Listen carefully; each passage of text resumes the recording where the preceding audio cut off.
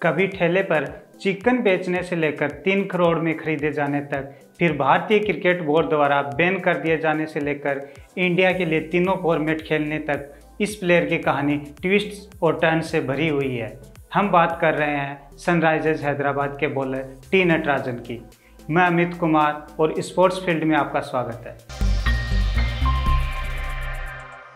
तमिलनाडु के सालेम शहर से 36 किलोमीटर दूर मौजूद है चिन्नमपट्टी गांव, जहां से शुरू होती है थंगरासु नटराजन की कहानी। नटराजन गरीब घर में पैदा हुए थे। परिवार में 5 भाई बहनों में सबसे बड़े थे। परिवार की आर्थिक स्थिति सही नहीं थी तो अखबार दूध बांटने जैसा काम करते थे। समय मिलने पर टेनिस बॉल से गलियों में क्रिकेट खेलते थे और लोकल टूर्नामेंट्स में भाग लेते थे।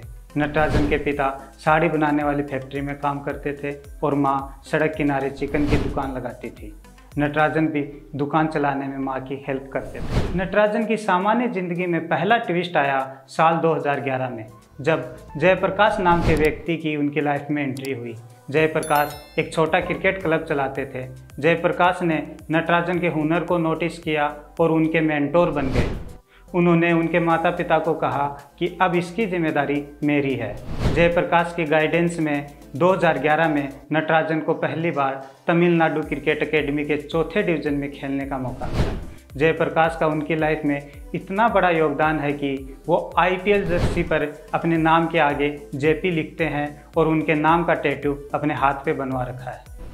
जहां 20 साल की उम्र में क्रिकेट में फ्यूचर डिसाइड हो जाते हैं, वहां नटराजन ने पहली बार टेनिस बॉल छोड़कर क्रिकेट बॉल उठाई थी। उनकी मेहनत और लगन रंग लाई और 2014 में पहली बार तमिलनाडु रणजी टीम के लिए उनका चयन हुआ।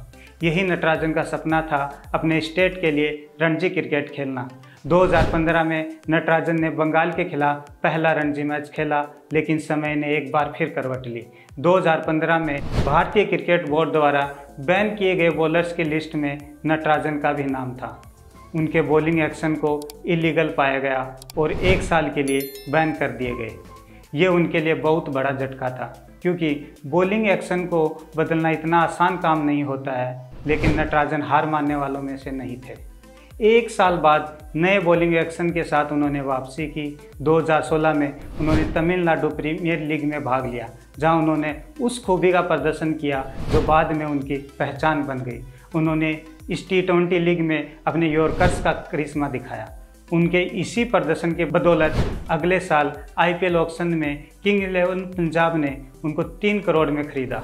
एक उभरते हुए सितारे जिनके पिता फैक्ट्री में काम करते हों और माँ एक छोटी चिकन शॉप चलाती हो, ऐसे में नटराजन को इतने ज़्यादा पैसों में खरीदे जाने की कहानी को कोई अनदेखा नहीं कर सकता था। इस बात का प्रेशर उनकी परफॉर्मेंस पर देखा गया और उनका IPL सीज़न अच्छा नहीं रहा। 6 मैचों में केवल 2 विकेट ले पाए और इकोनॉमी रेट भी 9 से ऊपर का रहा। अगले सीजन सनराइजर्स हैदराबाद ने उनको 40 लाख में खरीदा और उनकी टीम सेटअप और मैनेजमेंट में नटराजन फिट बैठे, लेकिन अगले 2 सीजन उनको खेलने का मौका नहीं मिला। IPL के सीजन 2020 में उनको खेलने का मौका मिला और सीजन यादगार बन गया।